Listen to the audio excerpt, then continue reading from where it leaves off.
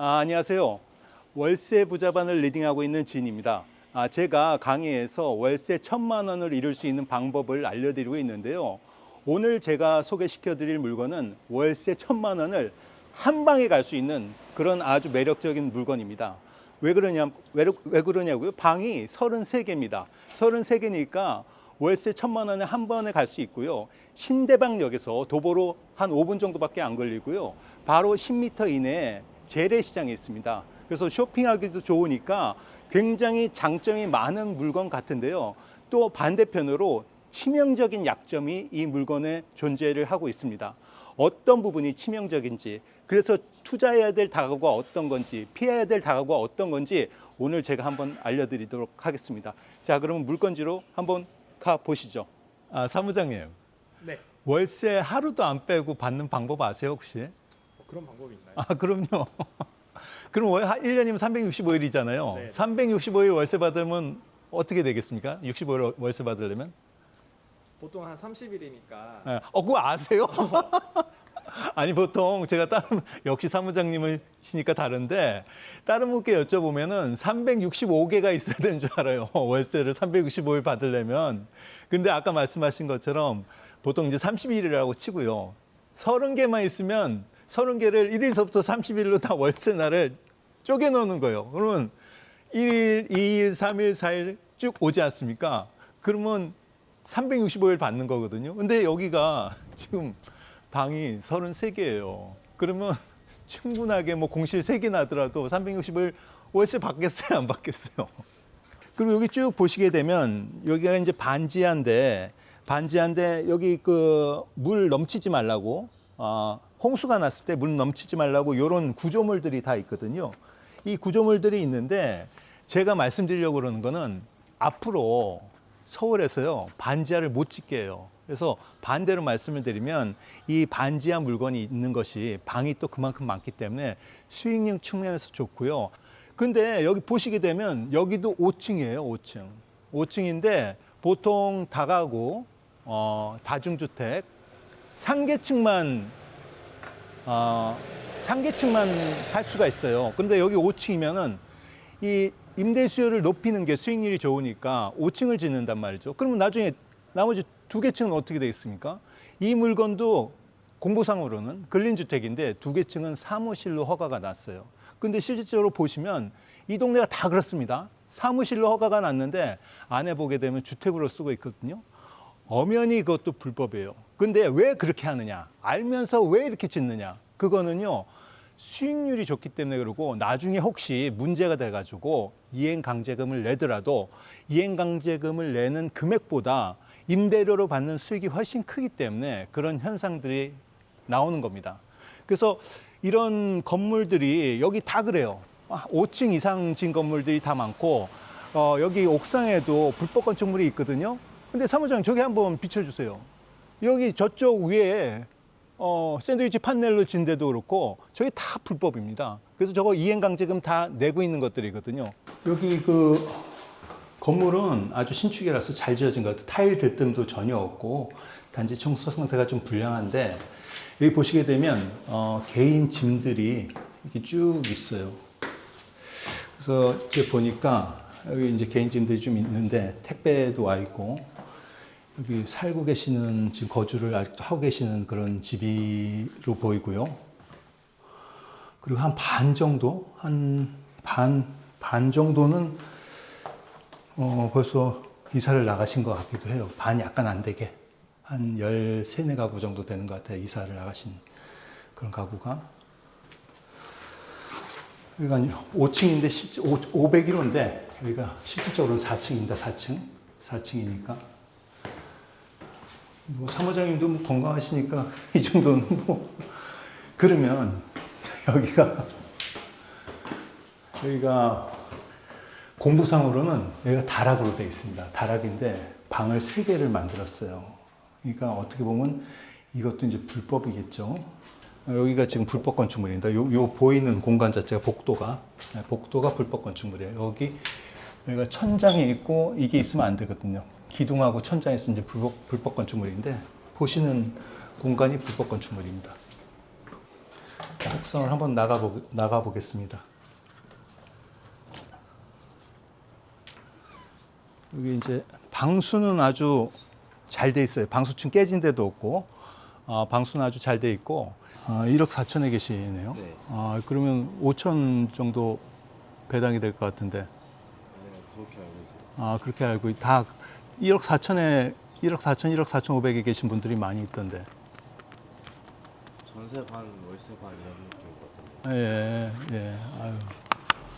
여기 많이 좀 이사 나가신 것 같던데 많이 없어요. 한 반 정도는 지금 안 사시는 것 같은데. 네, 반 정도 없어요. 반 정도요? 여기 또 엘베가 없대요. 그 신축 건물인데도 불구하고.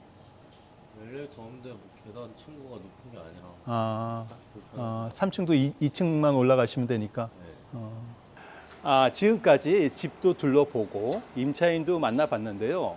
이 물건은 매력적인 물건인 것 같습니다. 근데 실질적으로 그 매력적인 물건이 맞는지 이 동네에서 이 동네를 잘 아는 중개업소에 가서 한번 자세하게 알아보도록 하겠습니다. 한번 중개업소 쪽으로 가시겠습니다. 안녕하세요, 사장님. 네, 제일 중요한 게 네. 대지 50평에 네. 원룸 건물 지으면 네.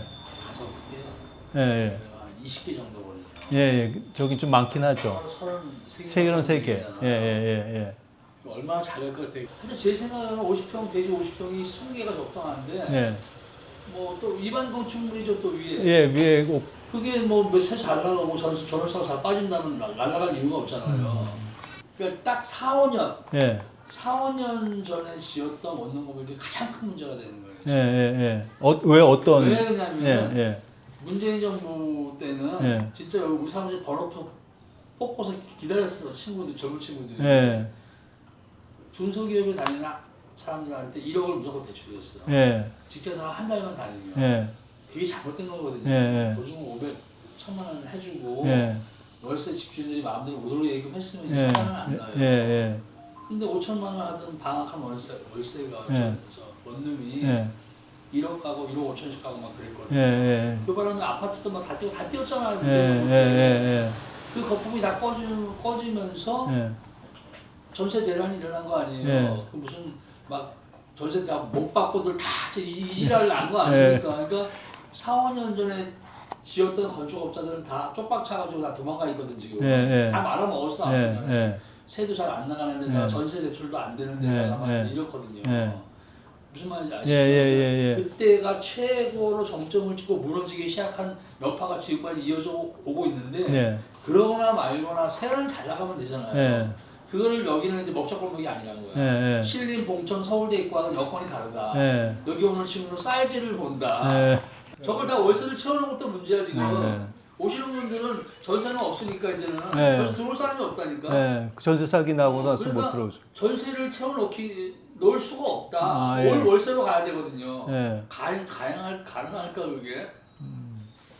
원룸 건물로 시시착은 아예 없다고 보셔야 되고 예. 이제 채워놓고 월세 수입으로 개고생하고 맨날 사셔야 되는 거고 예.